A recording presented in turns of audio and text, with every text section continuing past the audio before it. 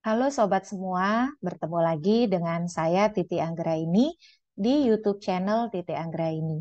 Nah, dalam kesempatan kali ini saya akan membahas tentang perbedaan istilah dalam pengaturan daftar pemilih antara pemilu dan Pilkada 2024. Sobat semua pasti memahami bahwa pada tahun 2024 akan terselenggara pemilu serentak untuk memilih legislatif dan juga presiden wakil presiden secara bersamaan, serta pada tahun yang sama meski berbeda bulan akan ada pemilihan kepala daerah di seluruh wilayah Indonesia secara bersamaan. Pemilu legislatif dan presiden serentak pada 14 Februari 2024 dan juga pilkada nasional pada 27 November 2024. Sobat semua juga sudah pernah mengikuti ya di YouTube channel ini bahwa kerangka hukum pemilu dan pilkada pada tahun 2024 itu berbeda. Kalau untuk pemilu kita menggunakan Undang-Undang Nomor 7 Tahun 2017 tentang pemilihan umum yang di dalamnya diatur tentang penyelenggara pemilu, lalu pelaksanaan pemilu presiden dan wakil presiden serta pelaksanaan pemilu legislatif. Selain itu juga ada Perpu Nomor 1 Tahun 2022 tentang perubahan atas Undang-Undang Nomor 7 Tahun 2017. Nah, selain pemilu, untuk pilkada ternyata ada undang-undangnya tersendiri. Undang-undang yang mengatur pilkada itu ada Undang-Undang Nomor 1 Tahun 2015 yang sudah diubah 3 kali. Pertama dengan Undang-Undang Nomor 1 Tahun pertama dengan Undang-Undang Nomor 8 Tahun 2015, lalu Undang-Undang 10 Tahun 2016, dan Undang-Undang Nomor 6 Tahun 2020. Selain itu, peraturan teknis atau ketentuan teknis terkait dengan pemilu dan pilkada diatur di dalam sejumlah regulasi yang dibuat oleh penyelenggara pemilu ataupun institusi penegak hukum pemilu. Misalnya peraturan KPU, peraturan Bawaslu, peraturan DKPP, peraturan Mahkamah Konstitusi, Mahkamah Agung, dan juga ada peraturan bersama yang mengatur sentra penegakan hukum terpadu. Nah, tadi kita sudah bahas ya bahwa kita akan membedah perbedaan istilah dalam daftar pemilih antara pemilu dan pilkada. Ternyata pengaturan yang berbeda membuat ada sejumlah dampak pada penggunaan istilah-istilah yang berbeda terkait dengan daftar pemilih antara pemilu dan pilkada. Apa saja itu? Kita simak bersama. Pertama, kita bedah dulu istilah daftar pemilih di pemilihan umum, berarti untuk pemilu legislatif dan pemilu presiden. Di dalam pemilu ada 3 istilah yang perlu kita ketahui ya, karena nanti akan berdampak pada penggunaan hak pilih. Pertama, daftar pemilih tetap atau DPT. Ini sering sekali digunakan karena sebagai basis pengadaan logistik pemungutan penghitungan suara, terutama surat suara ya. Nah, DPT ini adalah daftar pemilih sementara hasil perbaikan akhir yang telah diperbaiki oleh panitia pemungutan suara, direkapitulasi oleh panitia pemilihan kecamatan, dan ditetapkan oleh KPU Kabupaten Kota. Nah, apa yang sudah ditetapkan oleh KPU Kabupaten Kota ini lalu secara berjenjang direkapitulasi di tingkat provinsi dan juga secara nasional.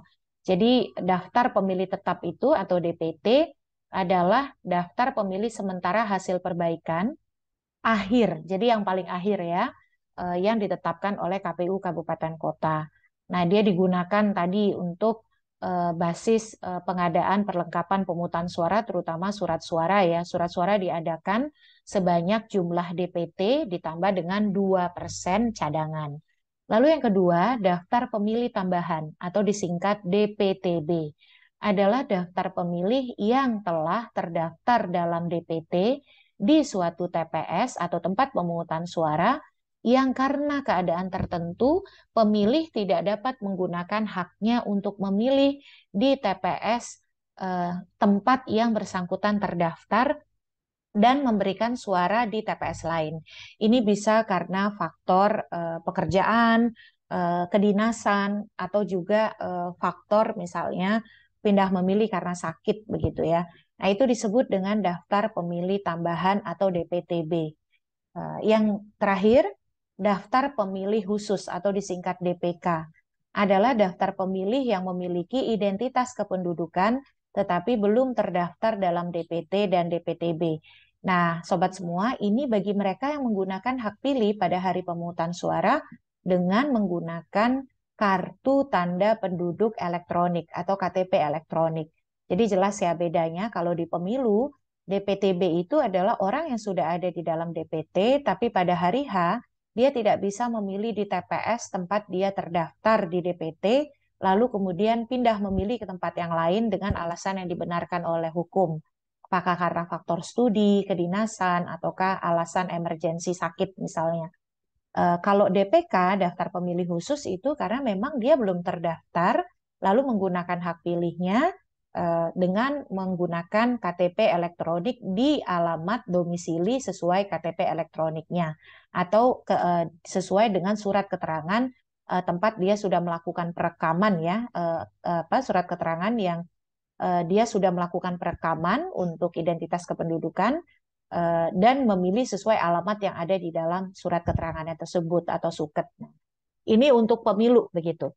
Sementara untuk pilkada, hati-hati, ternyata ada bedanya, terutama untuk pemaknaan DPTB dan DPPH. Ya, jadi kalau di pilkada ada DPTB dan ada DPPH, tidak ada DPK.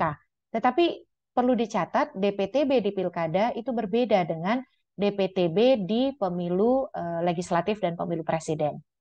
Jadi di pilkada, kalau daftar pemilih tetap, ini berdasarkan peraturan KPU yang terakhir ya, disingkat DPT adalah daftar pemilih sementara yang telah diperbaiki oleh PPS atau Panitia Pemungutan Suara dan ditetapkan oleh Komisi Pemilihan Umum atau Komite Independen Pemilihan Kabupaten Kota. Jadi hampir serupa dengan pemilu legislatif dan pemilu presiden. Lalu daftar pemilih tambahan disingkat DPTB adalah daftar pemilih yang tidak terdaftar sebagai pemilih dalam DPT namun memenuhi syarat dilayani penggunaan hak pilihnya pada hari dan tanggal pemungutan suara. Nah, ini bagi mereka yang tidak terdaftar di DPT, tapi mereka memiliki identitas kependudukan KTP elektronik atau suket yang sudah menerangkan yang bersangkutan sudah melakukan perekaman identitas kependudukan. Jadi terlihat ya bedanya, DPTB di pemilu itu adalah untuk mereka yang pindah memilih. DPTB di pilkada itu adalah untuk mereka yang tidak terdaftar di DPT dan menggunakan hak pilih dengan menggunakan KTP elektronik atau identitas kependudukan. Jadi kalau di pemilu, DPTB ini disebut dengan DPK. Tapi kalau di pilkada disebut dengan DPTB, daftar pemilih tambahan. Orang yang belum terdaftar di DPT lalu menggunakan hak pilihnya dengan menggunakan identitas kependudukan yang memenuhi syarat. Jadi terlihat ya bedanya, jangan terkecoh penggunaan DPTB antara pemilu dan pilkada. Yang terakhir daftar pemilih pindahan, disingkat DPPH, adalah daftar yang berisi pemilih yang telah terdaftar dalam DPT yang menggunakan hak pilihnya di TPS lain. Itu daftar pemilih pindahan kalau di pilkada. Nah, ternyata DPPH ini kalau di pemilu istilahnya DPTB. Sementara kalau di pilkada istilahnya DPPH. Nah, ini penyelenggara, pemilih, kontestan, caleg, aktor politik, tim kampanye, peserta pemilu, jangan sampai tertukar menggunakan istilah DPTB, DPK, DPPH terutama ya. Dan khususnya DPTB, karena DPTB, daftar pemilih tambahan antara pemilu dan pilkada itu berbeda makna. Nah, saya kira demikian dulu untuk penjelasan kali ini. Untuk selengkapnya, kawan-kawan semua bisa melihat ya di undang-undang pemilu kita, undang-undang pilkada kita. Tadi saya sudah jelaskan di awal, bisa di rewind lagi, dan juga di peraturan KPU yang mengatur tentang pemutakhiran data dan penyusunan daftar pemilih dalam pemilu ataupun pilkada. Sampai ketemu lagi di kesempatan berikutnya. Kita bahas yang ringan-ringan saja. Semoga bermanfaat. Terima kasih. Wassalamualaikum warahmatullahi wabarakatuh.